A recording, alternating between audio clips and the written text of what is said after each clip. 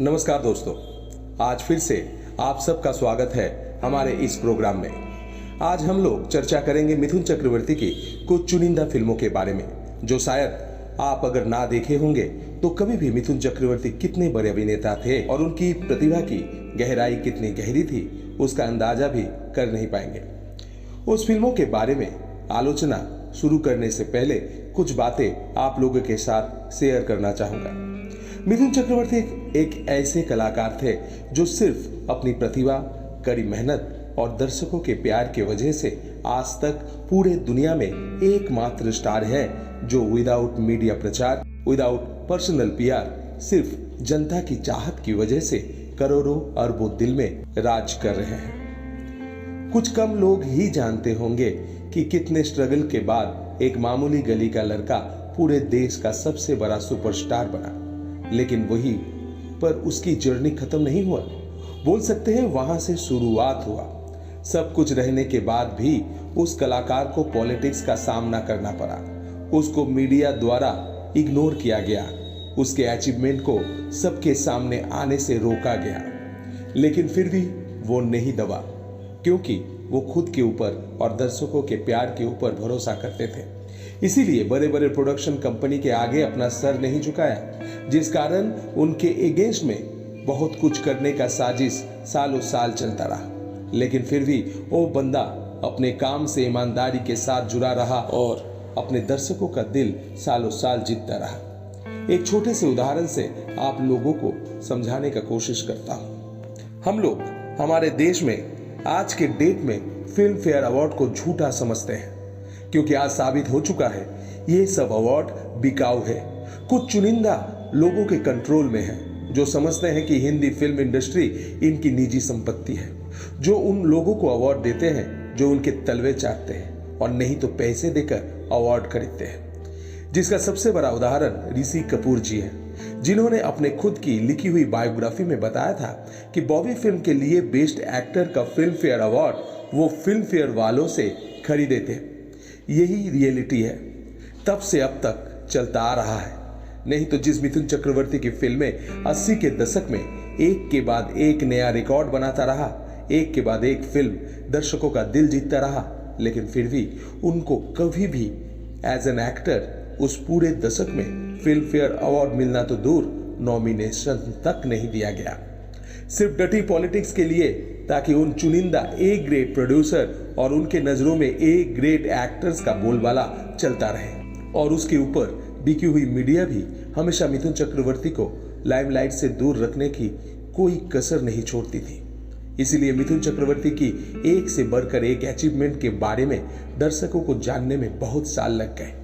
लेकिन जो भी हो, जो कलाकार दर्शकों का दिल जीत ले, उसे ना ये फेक अवार्ड की जरूरत है, ना ये बिकी हुई मीडिया की।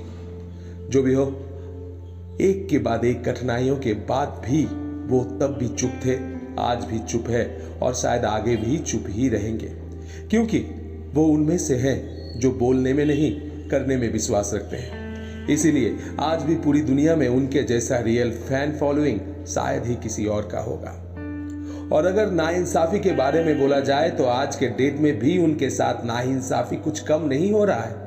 जिस अभिनेता को 3 बार राष्ट्रपति पुरस्कार मिल चुका है एज एन एक्टर, जो लगातार 5 बार हाईएस्ट स्टेक्स प्लेयर बन चुके हैं, जिनके सोशल वर्क के किस्से घर घर में जानते हैं, उन्हें भारत रत्न तो दूर आज तक पद्मश्री तक नहीं मिला।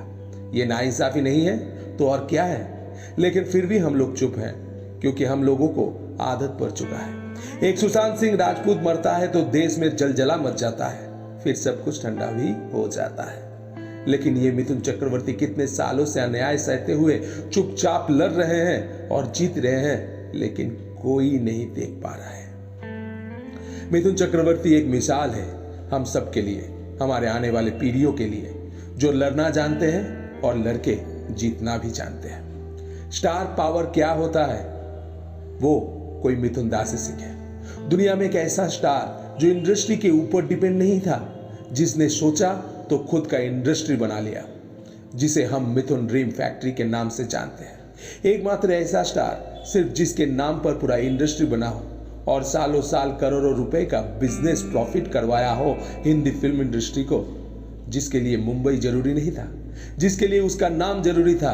एक ऐसे एकमात्र एक्टर जो ऊटी में रहते हुए 1 दशक से ज्यादा सैकड़ों फिल्मों का निर्माण किया और पैसे के मामलों में गरीब प्रोड्यूसर्स को फायदा भी करवाया।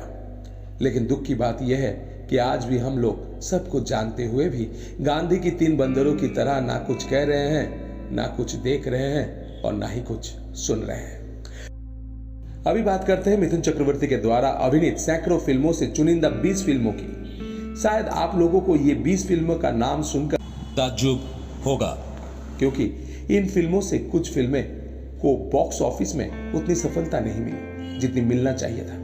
लेकिन फिर भी ये 20 फिल्में मेरी नजरों में मिथुन दा के सबसे बेहतरीन 20 फिल्मों में से है। मेरे ख्याल से इस 20 फिल्मों में हर फिल्म से मिथुन चक्रवर्ती को अवार्ड मिलना जस्टिफाई होता। लेकिन दुख की बात यह है कि मैक्सिमम फिल्मों में से किसी से भी उनका अवार्ड तो दूर नॉमिनेशन तक नहीं मिला। इस बेहतरीन 20 फिल्मों में डिस्को डांसर, प्यार झुकता नहीं, वक्त की आवाज और कई कमर्शियल सक्सेसफुल फिल्मों का नाम नहीं है। तो चौंक मत जाइएगा, क्योंकि ये 20 फिल्मों का चयन सिर्फ और सिर्फ परफॉर्मेंस के बेस पर हुआ है। चलिए शुरू करते हैं। 1976 साल की बहुचर्चित मृणाल सेन द्वारा निर्देशित फिल्म मृगया, जिस फिल्म के लिए मिथुन चक्रवर्ती को श्रेष्ठ अभिनेता का राष्ट्रपति पुरस्कार मिला था। और ये अपने आप में एक रिकॉर्ड था कि अपने पहले ही फिल्म में पहली बार किसी को श्रेष्ठ अभिनेता का राष्ट्रपति पुरस्कार मिला है। अगर इस फिल्म को आप लोग नहीं देखे हैं तो जरूर देखें। 1980 की फिल्म सितारा, जिस फिल्म में मिथुन चक्रवर्ती के साथ Zarina Wahab as a lead actress काम की थी। मिथुन चक्रवर्ती के किरदार का नाम कुंदन था। क्योंकि सितारा एक वुमेन ओरिएंटेड फिल्म थी, इसलिए फिल्म में मैक्सिमम फोकस जरीना वहाब पर ही किया गया था।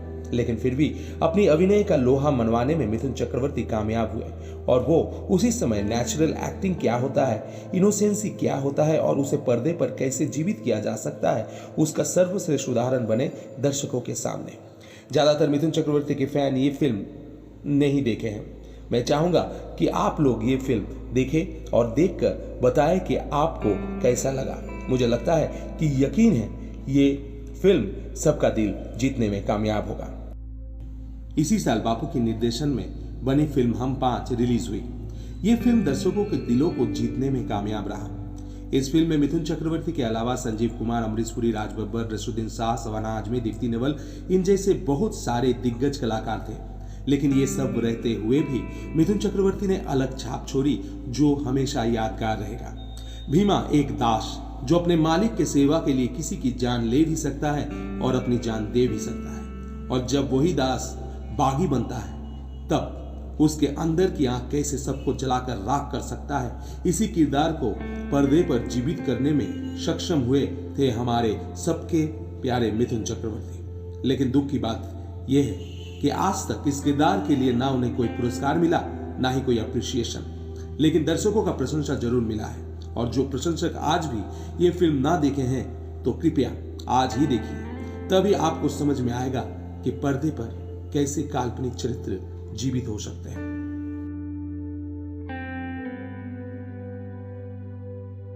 इस तरह अगर हर फिल्म के बारे में डिटेल्स में बात करेंगे तो ये वीडियो बहुत ही लंबी हो जाएगी। तो इसीलिए मैं अपने 20 चुनिंदा फिल्मों का नाम बताऊंगा। अगर आपको जानने में उत्सुकता है कि मेरे ख्याल से ये चुनिंदा फिल्में मिथुन दा की सबसे बेस्ट फिल्म क्यों है, तो मुझे कमेंट बॉक्स में जरूर बताइएगा। मैं वीडियो के द्वारा हर प्रश्न का उत्तर देने का कोशिश करूंगा। आगे बढ़ते हैं। इस लिस्ट में जो फिल्में हैं उनका नाम है बॉक्सर 1984, जागुड़ा इंसान 1984, गुलामी 1985, प्यारी बहना 1985, रुखसत 1988, प्रेम प्रतिज्ञा 1999, अग्निपथ 1990, प्यार का देवता 1991, ताहादिर कथा 1992, नाराज 1994, स्वामी विवेकानंद 1998, तितली 2002, रास्ता 2003, गुरु 2007, सुकनोलंका 2010, हवाई जहाज 2015, द तास्केंट फाइल्स 2019।